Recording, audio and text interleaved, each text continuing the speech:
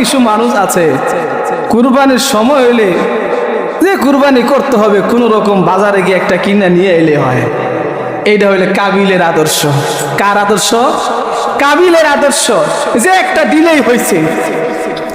আর হাবিলের আদর্শ হলো আমার সম্পদ যাক, টাকা যাক, পয়সা যাক, আমার পছন্দের যেটা এটা আমি দুনিয়ার মানুষের জন্য করব না, আল্লাহ তাআলা রিজামন্দি আসিরের জন্য আমি কুরবানি করব।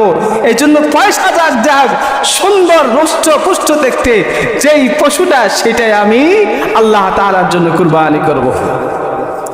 ওই সময় কুরবানি কবুল হওয়ার একটা আলামত ছিল, সে আলামতটা এখন আমাদের এই শরীয়তের মধ্যে নেই।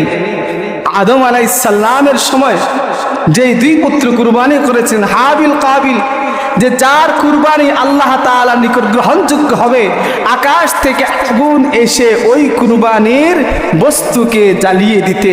আর যেই কুরবানির বস্তু আকাশ থেকে আগুন এসে জ্বালিয়ে দেয়, সেটাই প্রমাণ হয় যে তার কুরবানি কবুল হয়েছে। সুবহানাল্লাহ।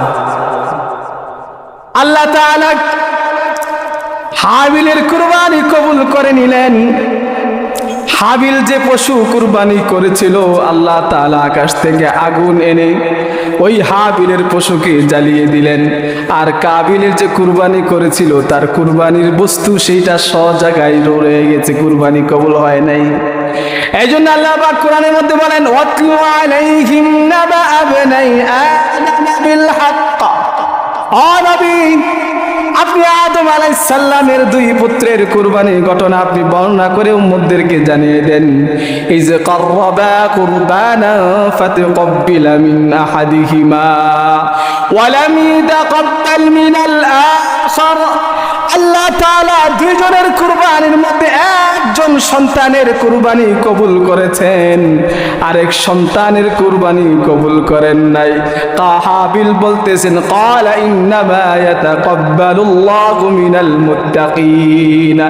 আল্লাহ রাব্বুল আলামিন মুত্তাকিদের, পরহেজগারদের কুরবানি আল্লাহ তাআলা কবুল করেছেন। এই জন্য কাবিল সে বড় নারাজ হয়ে গেছে।